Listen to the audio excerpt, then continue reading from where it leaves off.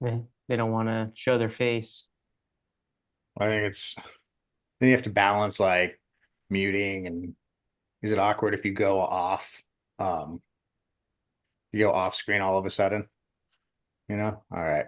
Well, now that we're here, now that we're live, I'm going to kick us off with welcome to the Clean Tech or Clean Starts Perspective. I'm Thomas Hall, the Executive Director of Clean Start, and you're here as part of our web series where we talk about opportunities and events around the energy transition and entrepreneurship. First off, I'd like to say the Clean Start Perspectives are supported by SMUD, our regional utility, which has a zero total emissions by 2030 goal, one of the most ambitious ones in the country and one of the first ones to announce it. Also, Chico Start, part of the Northern California iHub, Fresno State, which is part of Fresno region iHub, and also part of the CEC's innovation clusters, which supports us in through the Wet Center. Additionally, we have service providers such as Witten Law, which can help you with your startup legal needs, Moss Adams, which just recently got acquired, so eventually we'll have to update that logo, but they can help you with setting up your books and tables and everything. And then River City Bank, one of the leading financiers of clean energy projects in California. And with that, I would like to welcome a familiar guest around the startup ecosystem, someone who's been really pushing, Sacramento forward as a hub of not just, your kind of standard business, but really innovative business and entrepreneurship, bringing a lot of tools and resources to help companies grow. And that is Cameron Law, Executive Director of the Carlsen Center for Innovation and Entrepreneurship at Sac State. If you ever get a chance, go to one of the not hackathons, but startup weekends they have. They put on a great one there. They also have a web series called Entrepreneurship Toolkit. If you're trying to figure out where to start, that's always where I point people. And he's going to talk to us today about some of the things that we have in the Sacramento ecosystem, some grant funding that's being made available, and kind of where he sees the region going in entrepreneurship as a whole. And with that, I'm going to hand it over to Cameron Law to kick us off and share what things I missed on that. Terrific. Well, I will take over the screen once you unshare yours, and love the beautiful picture there of me when I was 10 years old. So I'm just, I think that was almost 10 years ago. So hopefully I still look the same.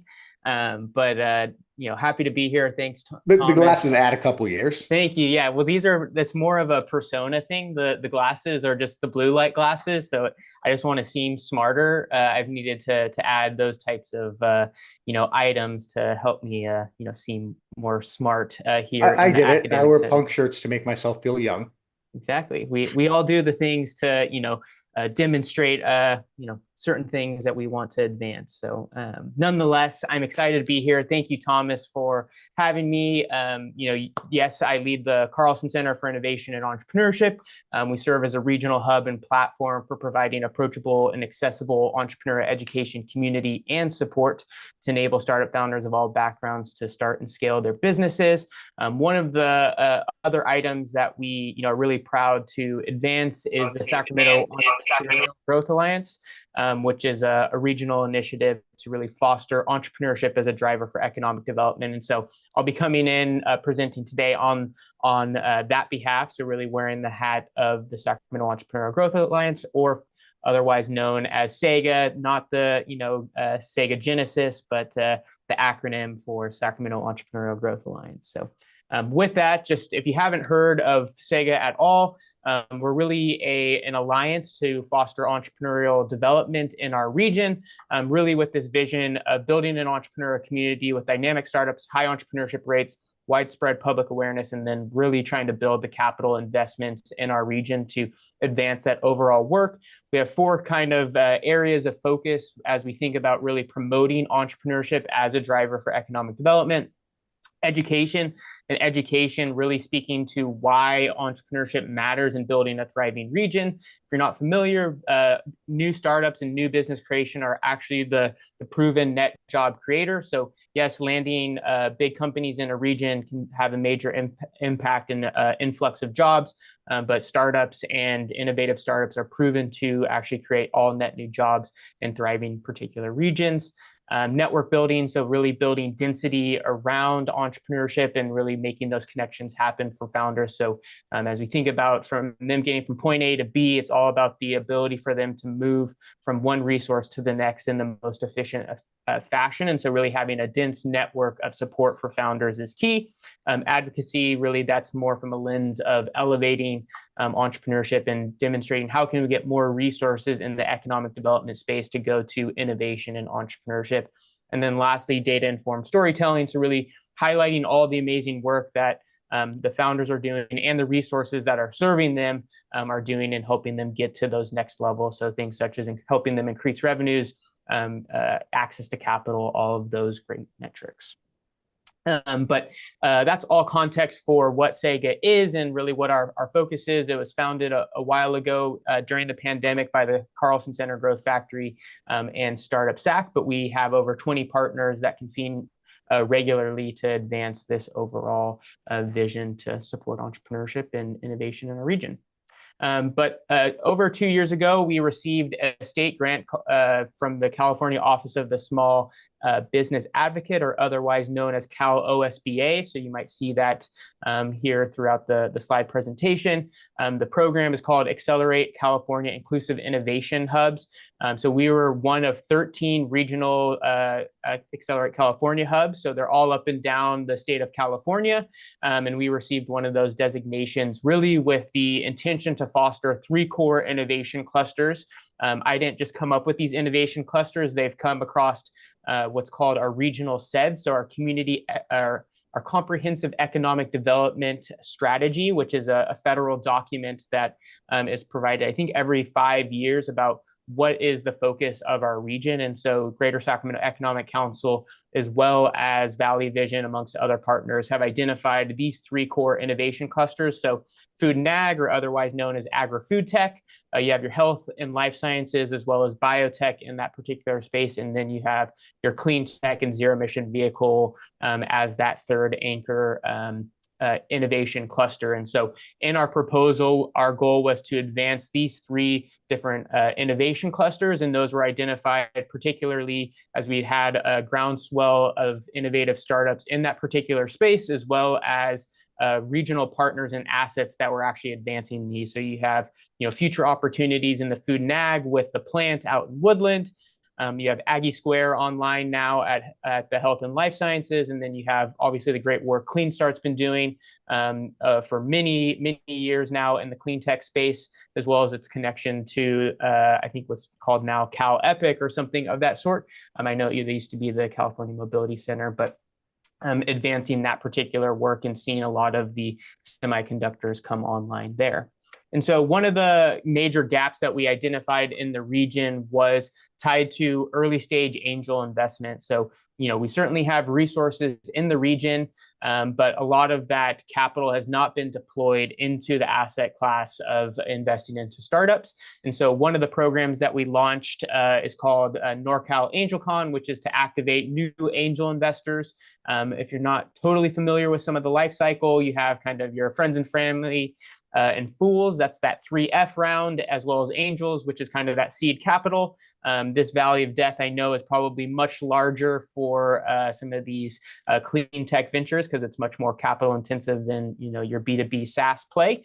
But we saw this as a major gap in our region, and so we thought about how we might be able to activate early stage capital. And so we looked at some best practices around the nation, and we saw Cal Poly, San Luis Obispo area, as well as San Diego had launched this particular program to activate new capital.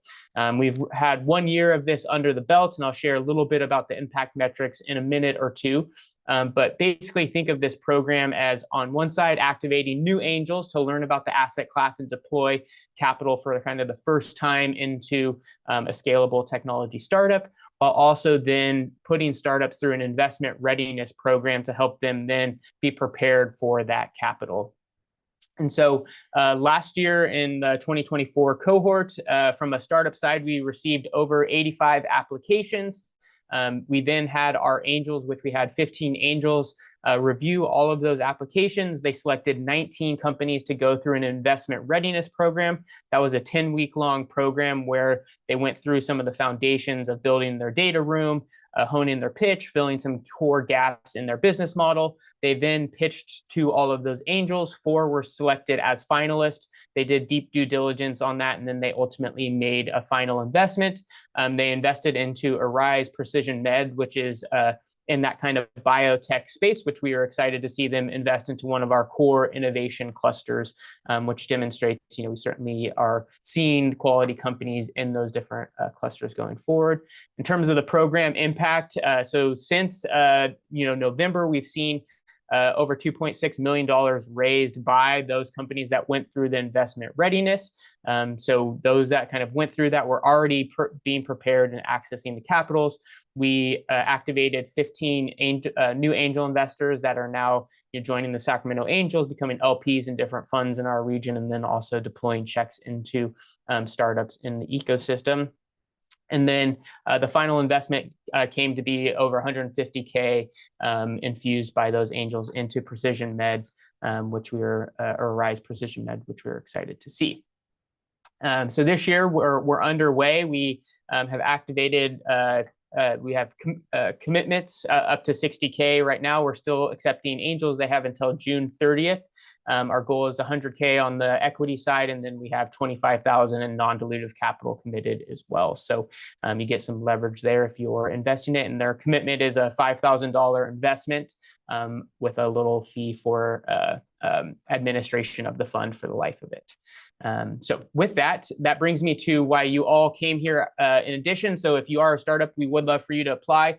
Applications will open for the AngelCon in the July timeframe. So once we know how much capital is committed, we'll then position that to the region for all of you startups to ultimately then apply. And then the goal would be to get selected into that investment readiness. That's going to run from September 3rd to October 3rd, which I'll share a bit more about. But one of the awesome opportunities that's come through the Accelerate California Hub was Cal OSBA has received grant funding that then are administering down to the different hubs. And we've called it the Innovation Grant Competition. Basically, the funding is up to $500,000 for the next 3 years. We've taken an approach to spread that across the 3 years and run this Innovation Grant Competition, which will coincide with the NorCal AngelCon program, which is why I had it at the top. But basically, I know this is a very busy slide. I'll be sure to share it, or if you need to take a screenshot, go for it. But really, the opportunity is we have allocated $150,000 in non-dilutive capital to this funding year 1. That's going to be broken across the 3 innovation clusters that I mentioned at the top. So the agri-food tech, health and life science, and then clean tech zero emission vehicles. So $50,000 in non-dilutive capital going to one venture in each of those innovation clusters. And so really the intentionality of this is to tackle those companies at that kind of proof of concept, research and design stage, and give that early non-dilutive capital to get some of those innovations across that initial threshold of kind of some of that valley of death components.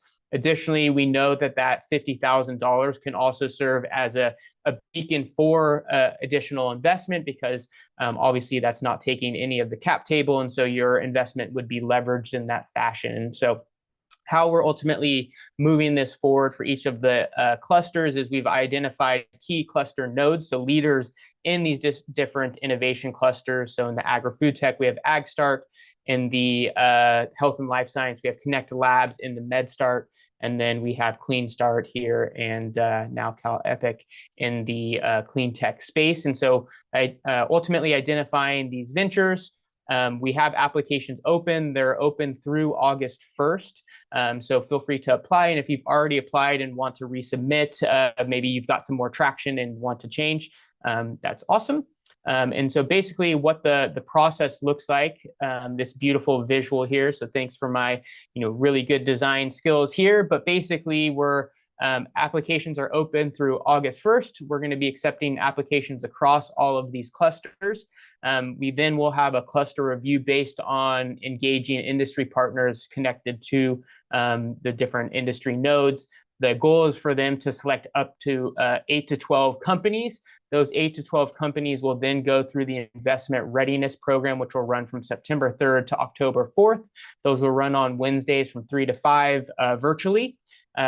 after October 4th, we will then have a pitch session. And then that, again, will be the second round of cluster review, where they'll identify 4 to 6 companies. And then that will end in a pitch day in the November timeframe. So we know kind of the targeted dates for AngelCon, which is going to be November 19th. And then the agri-food tech is going to align with a large conference in Woodland called FIRA. And then we're working with our partners to identify the specific day and time for the pitch day for the health and life science and then clean tech. But that will be where we would then award that $50K non-dilutive for each of those different clusters. So that's kind of what that looks like in terms of where we're at. We've received we've received 59 applications. This is how it's been broken down. So we have 23 in the agri-food tech, 17 health life science, and then clean tech, zero emission vehicle. And then we have got some in other spaces, but again, the intentionality is for this to go towards our main innovation clusters. So if you're in one of those other main clusters, I do apologize. You're not able to ultimately apply for that, but happy to offer support along that process. So with that, if you're on here and want to scan that QR code, that will take you to the application. It's not the most lengthy of applications, but it's not a short application either. So do set some time aside to ultimately go through that. But feel free to take a screenshot or scan that QR code, and I'll follow up with the link as well. But I will stop my share and see what tough questions Thomas has for me.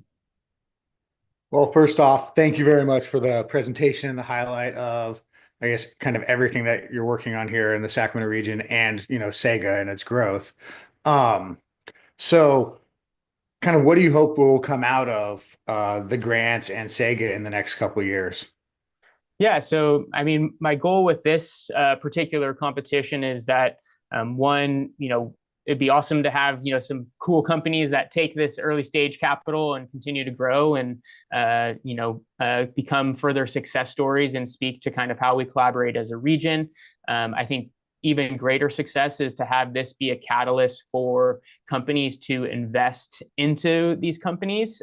So part of the challenge that we see is not only is there limited capital going into the asset class of startups, but more so even into these 3 innovation clusters, which all rely heavily on kind of deep technology or hard tech. And so oftentimes are not only are they scared to invest in scalable technology companies, but even more so in something that's a little more capital intensive. And so hopefully this lowers the barrier for some of those investors to get in investing in some of these companies. So success for me would be to have this be a catalyst for investors to actually start to dabble and invest in these companies.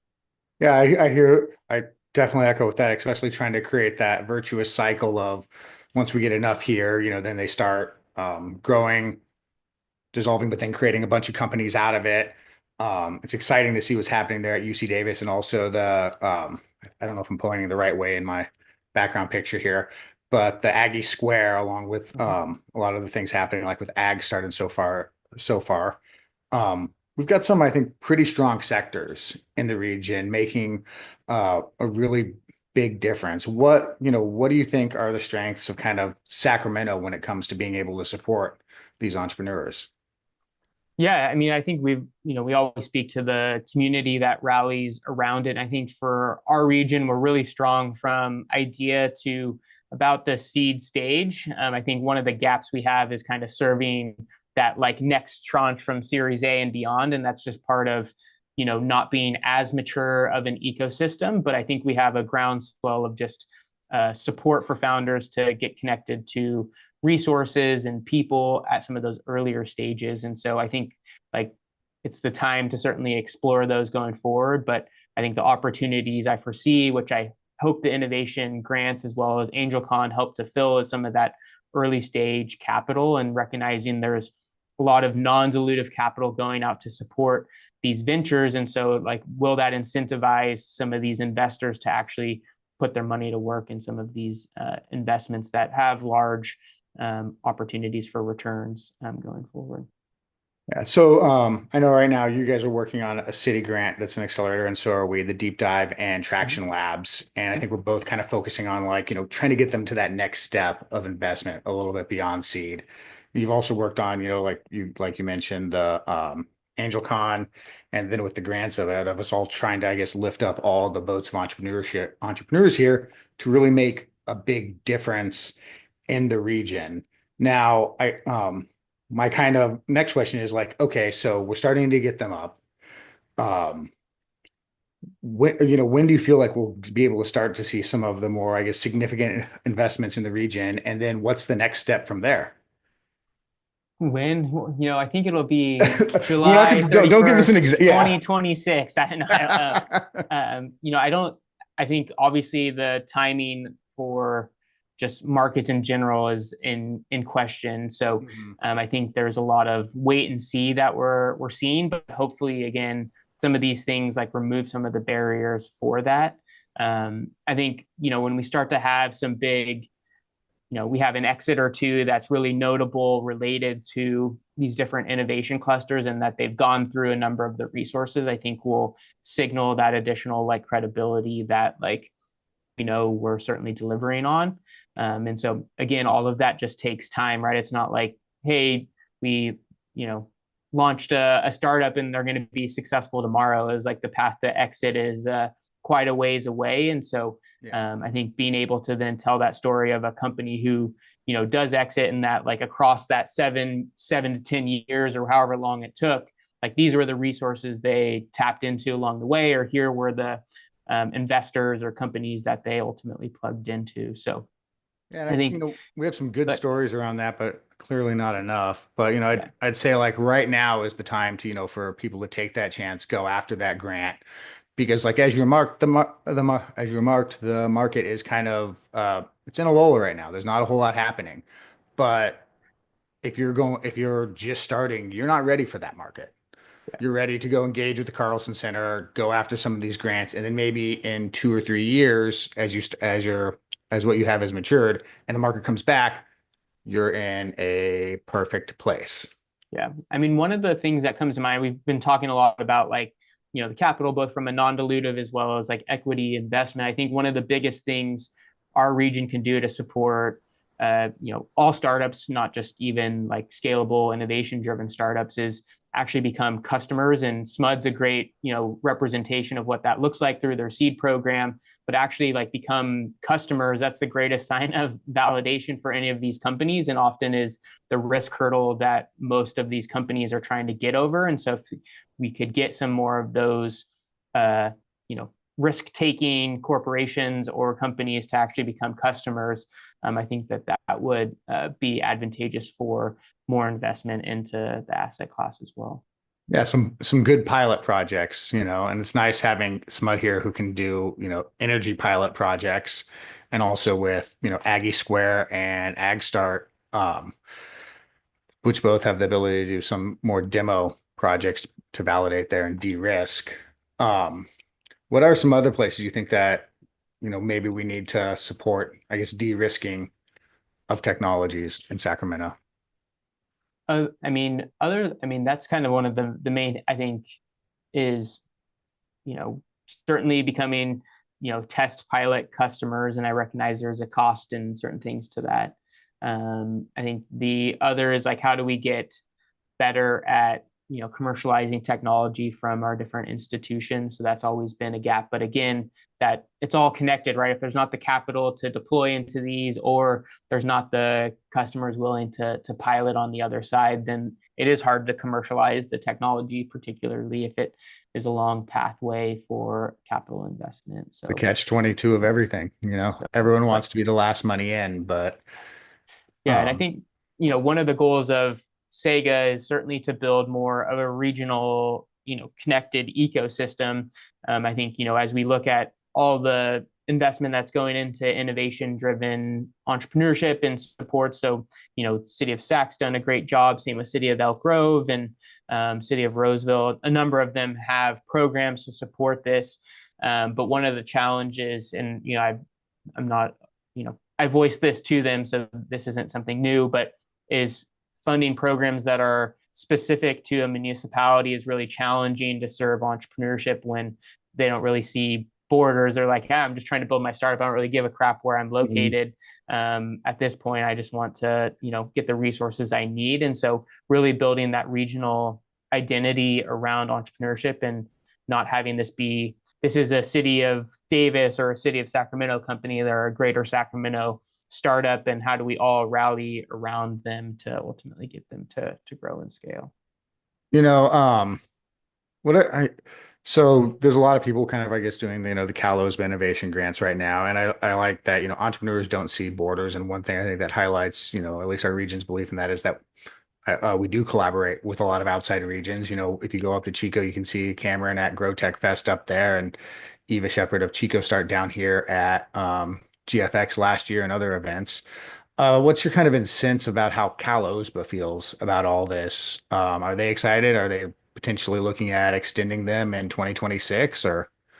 Yeah. So again, this is, they have the funds allocated. It's just each hub is running them differently. So some want to just allocate them all straight away. Some want to, tier them over certain times. And so, part of it is in conversation with them, they recognize that each of our ecosystems are at different stages. And so, we're certainly an emerging ecosystem. And so I think there's that continual development. And so part of this is like having this be a learning process as well. And so sharing, our successes of it, as well as how we're going to do things different from program year to program year going forward. So, but, I look forward to seeing this kind of first round and what that ultimately leads to. All right. I'm going to turn it over if there's anyone out there that has any questions for Cameron. Anyone thinking about applying? No, well, we definitely, as you're coming up with your questions, I'll grab the link here. Hey, Thomas, can I ask a question? Yes. Ooh, you're giving the mic to Brian. Uh-oh. There we go. Cameron, great presentation. Just wondering what your thoughts on, there's a number of entities out there, Carlsen Center, UC Davis, Big Bang, Sacramento Entrepreneurial Academy, others that are trying to build kind of the startup community. Mm-hmm. And there's also, a number of private equity firms in town that are trying to build kind of the later stage private enterprises. Any thoughts on what we can do as a community to bring everyone together? So we're not being siloed and all trying to do the same thing. Yeah, it's a really good question. Yeah, no, I like it. I think oftentimes like some of that early stage stuff, the private equity seems so far away, even though like maybe you might want to start those conversations earlier rather than later. And so I don't know if it like an event or something, but I think some of that, you plug in as a mentor and things of that nature, which certainly build that connection and offer that insight.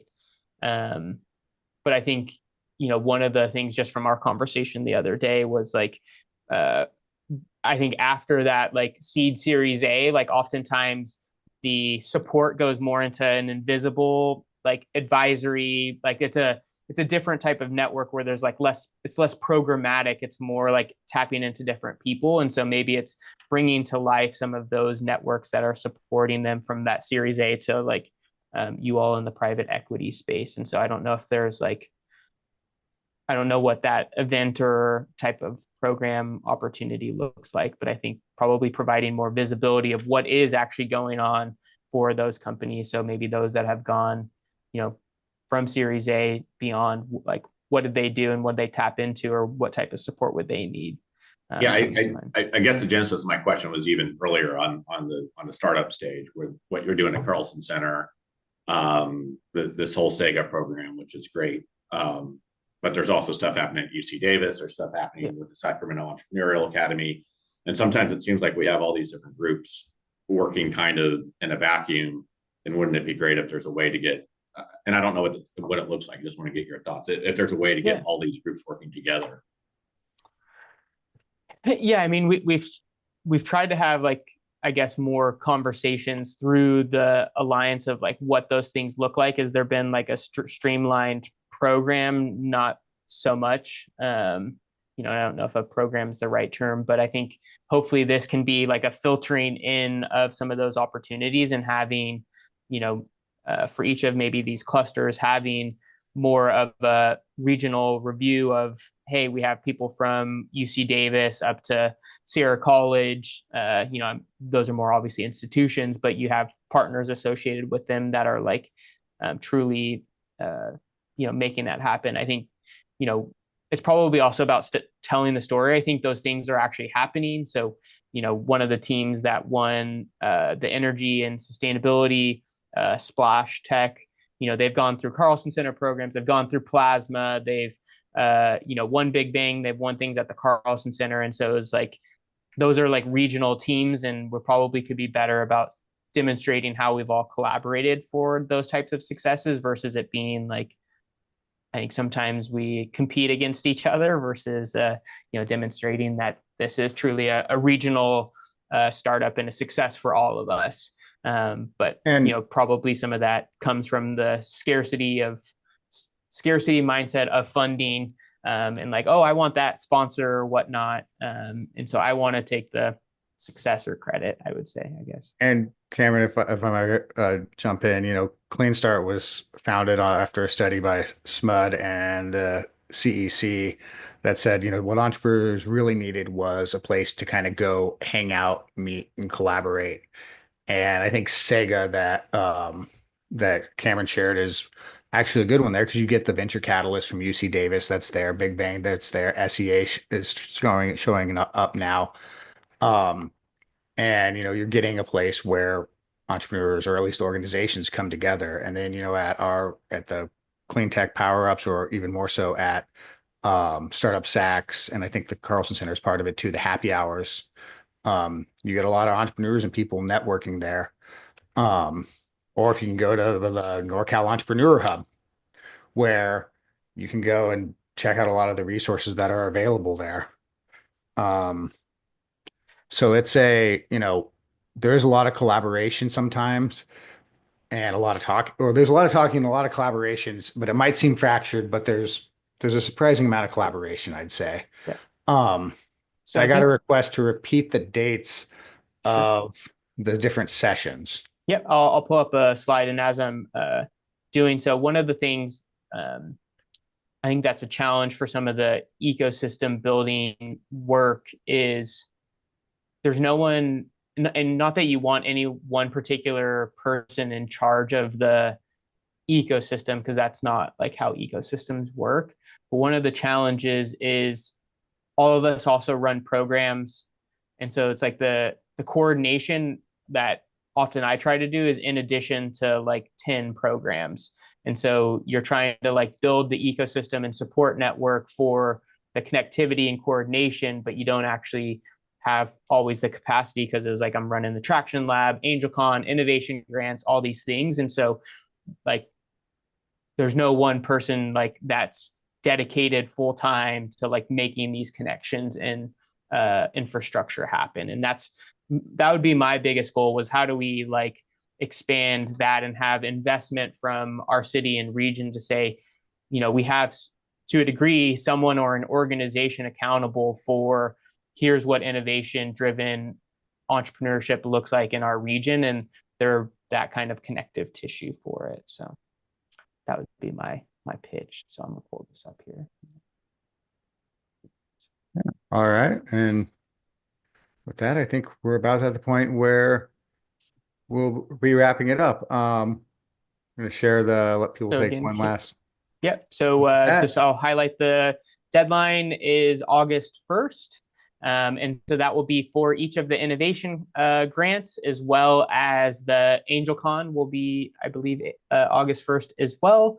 And then from there, we'll have a review in that early time, and we'll let you know that then the investment readiness. So if you're one of those 8 to 12 in your cluster, it'll be from September 3rd through August 4th, and that'll run from Wednesdays 3 to 5. So feel free to, put a tentative hold. And then from there, we'll identify a date in early October. So likely that second week to select the finalists, and then we'll have a pitch day, which will give you those formal dates once we have those locked in. But that's kind of what the flow and dates thus far look like.